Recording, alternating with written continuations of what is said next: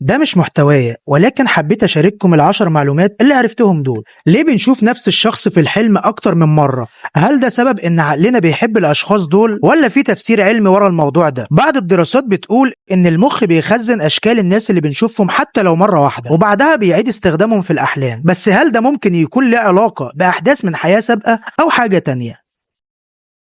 ازاي ممكن الحوت الازرق يبلعك وانت عايش؟ هل فعلا الحوت الازرق ممكن يبلع بني ادم، ولا دي مجرد خرافه؟ الحقيقه ان فم الحوت الازرق واسع جدا، لكنه بياكل الكائنات البحريه الصغيره وبيصفي الميه، ومعدته مش مصممه لهضم اي حاجه كبيره زي الانسان مثلا. بس هل حصل قبل كده وحد اتبلع؟ في قصه شهيره عن غواص نجا بعجوبه بعد ما اتحبس جوه فم حوت ضخم.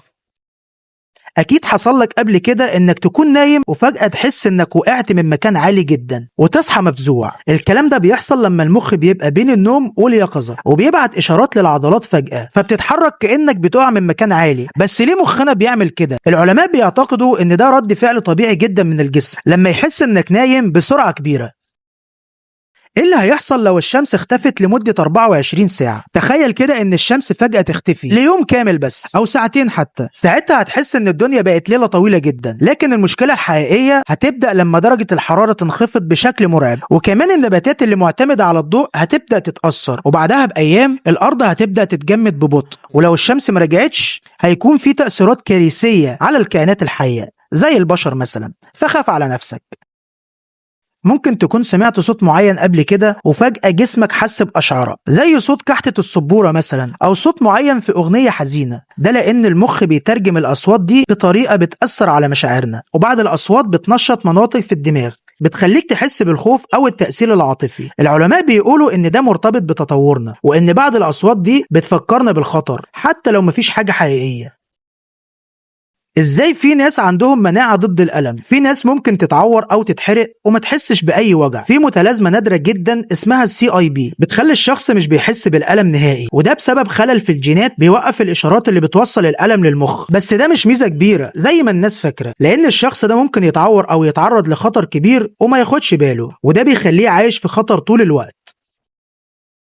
لو قعدت في غرفة معزولة عن الصوت مخك هيعمل ايه؟ في غرفة في امريكا معزولة عن اي صوت لدرجة انك ممكن تسمع دقات قلبك وصوت معدتك وهي بتهضم. المشكلة ان المخ متعود على السكون التام، وبعد فترة بيبدأ يخترع اصوات وهمية. وفي بعض الحالات الناس اللي قعدوا فيها حسوا بهلاوس سمعية وهلاوس بصرية، وبعضهم ما قدروش يكملوا اكتر من نص ساعة، وبيقولوا دي في امريكا مش عندنا. ايه اللي ممكن يحصل لك لو بطلت تاكل سكر نهائي لمدة شهر واحد بس؟ اكيد السكر حاجة اساسية في حياتنا، بس تخيل لو بطلت تاكل اي حاجة فيها سكر لمدة شهر واحد. في اول اسبوع هتحس بتعب وصداع ورغبة شديدة جدا في الحلو، لكن بعد كده طاقتك هتتحسن ومعدل الحرق في جسمك هيزيد وبشرتك هتكون احسن. كمان دراسات بتقول ان السكر بيأثر على المزاج والتركيز، فالتقليل منه ممكن يخليك اهدى واكتر تركيز.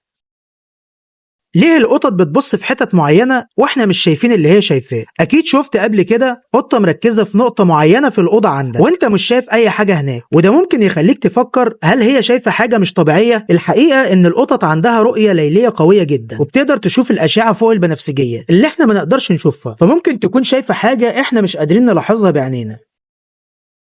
ايه اللي هيحصل لو وقعت في رملة متحركة؟ افلام كتير بتصور الرملة المتحركة كأنها بتبلع الانسان، لكن الحقيقة غير كده خالص. الرمال المتحركة مش بتشدك لتحت، لكنها بتخليك تعلق، يعني كل ما تتحرك اكتر بتغوص اكتر. السر في النجاة هو انك تفضل هادي وتميل جسمك للخلف علشان توزع وزنك، وهتلاقي نفسك بتطفو على السطح كأنك بتعوم بالظبط. وهنا نكون خلصنا، ودول 10 معلومات. لو عجبوك ممكن نكمل جزء تاني، وسلام.